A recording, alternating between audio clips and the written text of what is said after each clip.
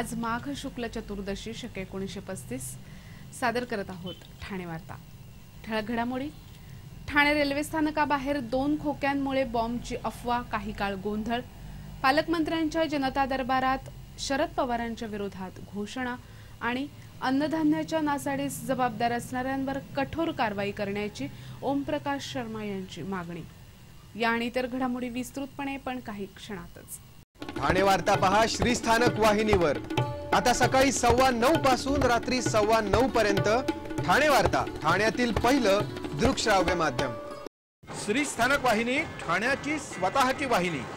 ठाण्यातील घडामोडी, कार्यक्रम, वादविवाद, अगदी गाणी, नाटक याचा आनंद घर बसल्या पहा श्रीस्थानक वाहिनी।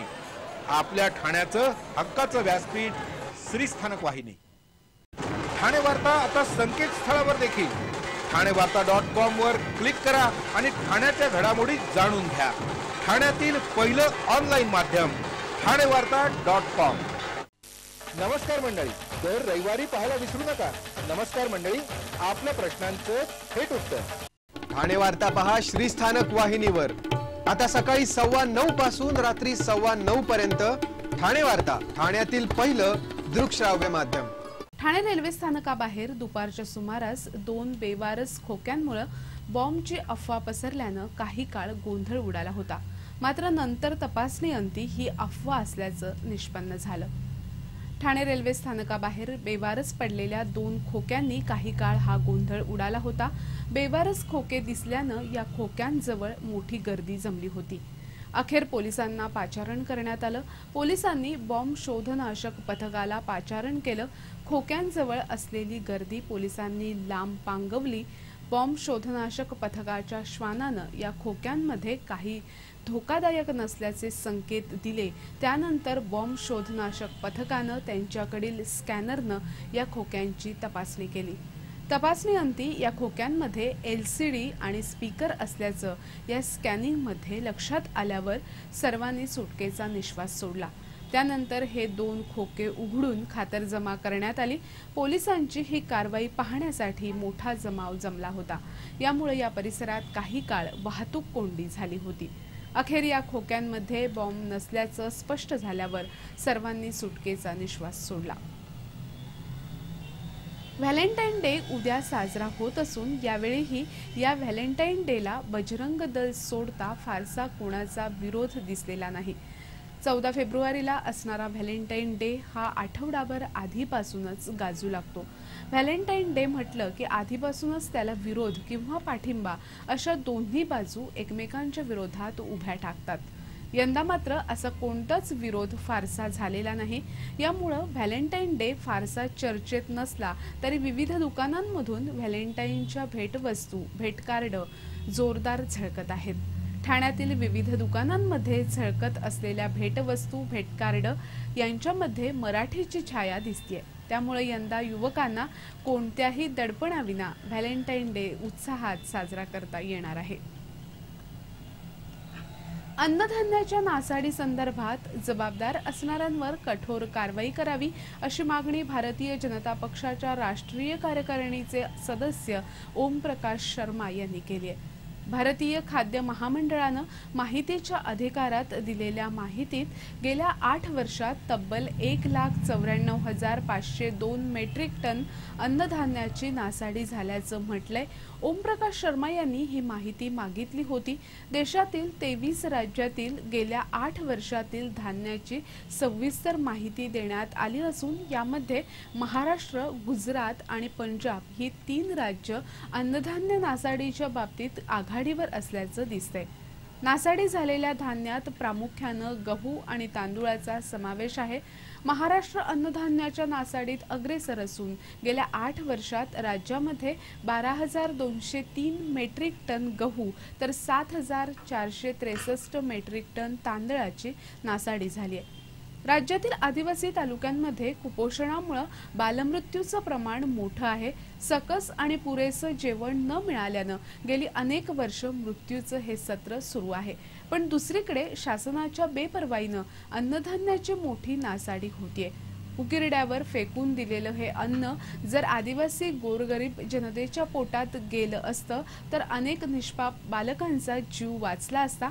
त्यामुळे अन्नधान्याच्या नासाडीबाबत जबाबदार असलेल्यांवर कठोर कारवाई करावी अशी मागणी ओमप्रकाश शर्मा यांनी केली।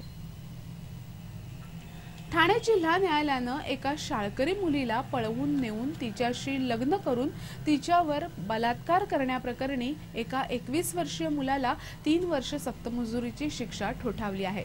ठाण्याचे अतिरिक्त सत्र न्यायाधीश व्ही विरकर यांनी योगेश सोळंकी या मुलाला ही शिक्षा ठोठावली आहे। वर्तकनगरमध्ये राहणाऱ्या योगेशचं एका शाळकरी मुलीशी सूत जमलं होतं।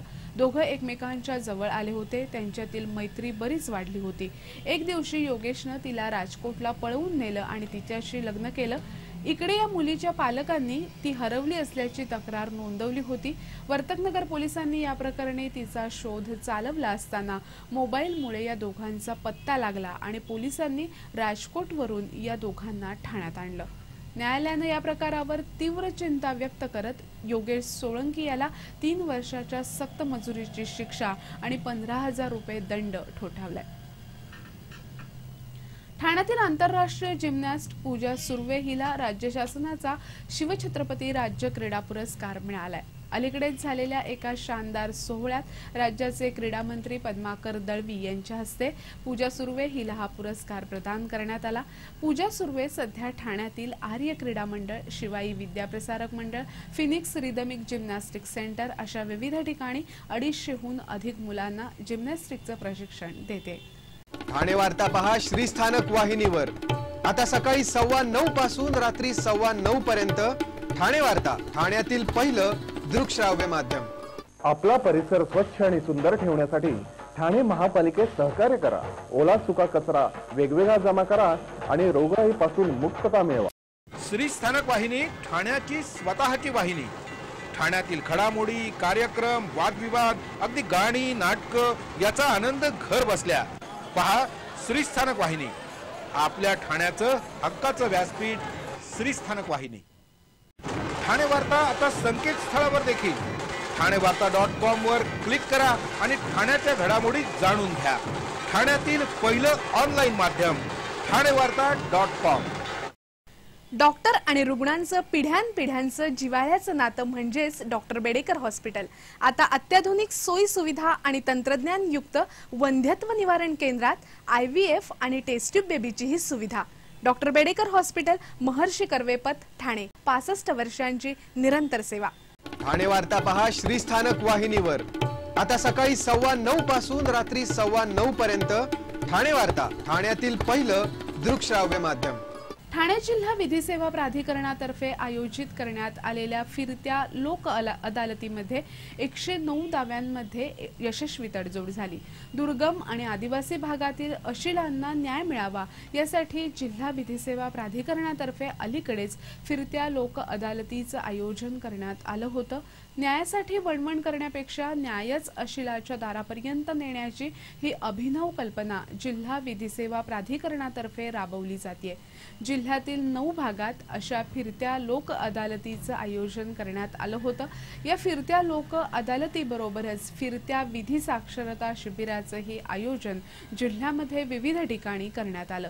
या फिरत्या लोक अदालतीमध्ये 269 प्रलंबित दाव्यांपैकी 109 दावे तडजोडीत सोडवण्यात यश आलं। यामध्ये घरगुती भांडणं, जमीन वाद, नवरा बायकोंमधील वाद अशा विविध प्रकरणात या फिरत्या लोक अदालतीमध्ये यशस्वीपणे तडजोड घडवण्यात यश आलं। न्यायालयातील प्रलंबित दाव्यांची संख्या कमी व्हावी आणि विधी साक्षरता वाढावी अशा दुहेरी उद्देशातून फिरत्या लोक अदालतीचं आयोजन करण्यात आलं होतं। तर विधी साक्षरता शिबिरामध्ये मानवी हक्क, 7/12, बालमजुरी, ज्येष्ठ नागरिकांचे हक्क, महिलांचे हक्क अशा विविध विषयांवर मार्गदर्शन करण्यात आलं। पालकमंत्री गणेश नाईक यांच्या जनता दरबारात इमू पालन व्यवसाय करणाऱ्या व्यावसायिकांनी शरद पवार हाय हायच्या घोषणा देऊन एकच गोंधळ उडवून दिला। कृषी मंत्रालयानं दिलेला इमू पालन व्यवसाय लयास गेल्यानं शेतकरी कर्जबाजारी झाले, बँकांनी जप्ती आणली आणि कृषी मंत्री शरद पवार यांना वेळ नाही तर नाबार्डचे अध्यक्ष ऐकायला तयार नाहीत। यामुळे संतप्त झालेल्या जिल्ह्यातील इमू पालन व्यावसायिकांनी पालकमंत्र्यांच्या जनता दरबारात शरद पवार हाय हायच्या घोषणा देऊन एकच खळबळ उडवून दिली। इमू पालन व्यावसायिकांच्या शिष्टमंडळानं पालकमंत्र्यांची भेट घेऊन त्यांच्याशी चर्चा केली। या प्रश्नावर येत्या सोमवारी मंत्रालयात राधाकृष्ण विखे पाटील आणि मधुकर चव्हाण यांच्या उपस्थितीत एक बैठक घेण्याचं आश्वासन पालकमंत्र्यांनी दिलं। त्यानंतर मात्र शरद पवार हाय हाय करणारे हे व्यावसायिक पालकमंत्र्यांच्या विजयाच्या घोषणा देत निघून गेले। राज्यातील शेतकऱ्यांना शेतीपूरक व्यवसायाद्वारे कायमस्वरूपी उत्पन्न मिळावं अशा उद्देशानं इमू पक्षी प्रजनन आणि पालन अशी योजना जाहीर करण्यात आली होती। नाबार्डनं यासाठी शेतकऱ्यांना कर्जही दिली होती। कालांतरानं मात्र इमू पक्षी आणि त्यांची अंडी विकली जात नसल्यामुळे शेतकऱ्यांना हप्ते भरणंही कठीण झालं। कर्जाचे हप्ते न आल्यानं बँकांनी जप्तीच्या नोटिसा काढल्या। या प्रकरणी काही व्यावसायिकांनी शरद पवारांची भेट घेण्याचा प्रयत्न केला, पण त्यांना शरद पवारांची वेळ मिळाली नाही। नाबार्डचे अध्यक्ष हा प्रकल्प कृषी मंत्र्यांचा असल्याचं म्हणत असल्यानं हे व्यावसायिक हैराण झाले आहेत। येत्या सोमवारी मंत्रालयात याबाबत बैठक घेऊन हा प्रश्न सोडवण्याचा प्रयत्न करू। राज्यात हा प्रश्न सुटत नसल्यास आवश्यक पडल्यास दिल्लीतही जाऊ असं आश्वासन पालकमंत्र्यांनी दिल्यानंतर या व्यावसायिकांनी गणेश नाईक यांच्या विजयाच्या घोषणा दिल्या। मलंगड मुक्तीसाठी उद्या शिवसेनेतर्फे आंदोलन छेडलं जाणार आहे। सह्याद्रीच्या पर्वतरांगात असलेल्या डोंगरावर नाथपंथीय मच्छिंद्रनाथ बाबांची समाधी आहे। मूळ हिंदूंच्या असलेल्या या देवस्थानाबाबत कालांतरानं धार्मिक वाद निर्माण झाला, त्यामुळे तिथे हिंदूंची वहिवाट निर्माण करण्यासाठी शिवसेनेचे तत्कालीन जिल्हाप्रमुख आनंद दिघे यांनी मलंगड आंदोलनाची सुरुवात केली। दिघे असताना या आंदोलनाला धार होती, मात्र आता हे आंदोलन म्हणजे निव्वळ उपचार राहिले। उद्या हजारो मलंग भक्त मलंगड मुक्तीसाठी गडावर धडकणार आहेत। मलंगडावर असलेलं मलंग मच्छिंद्रनाथ मंदिर हे मूळचं हिंदूंचं देवस्थान आहे। माया मच्छिंद्रनाथांनी या स्थानावर अमरनाथांना दीक्षा दिल्यामुळं दीक्षा स्थान म्हणून नवनाथांचं हे महत्त्वाचं स्थान आहे। हिंदूंच्या दुर्लक्षपणामुळे हे देवस्थान धोक्यात आले। मुसलमानांनी न्यायालयात धाव घेतल्यानंतर हे मंदिर सर्वधर्मीय स्थान असल्याचं न्यायालयानं घोषित केलं, मात्र शिवसेनेनं उच्च न्यायालयात केलेल्या दाव्यात हे देवस्थान सर्वधर्मीय स्थान नसून हिंदूंचं स्थान असल्याचा दावा केला असून या स्थानाला हिंदूंचं स्थान म्हणून मान्यता द्यावी अशी शिवसेनेची मागणी आहे।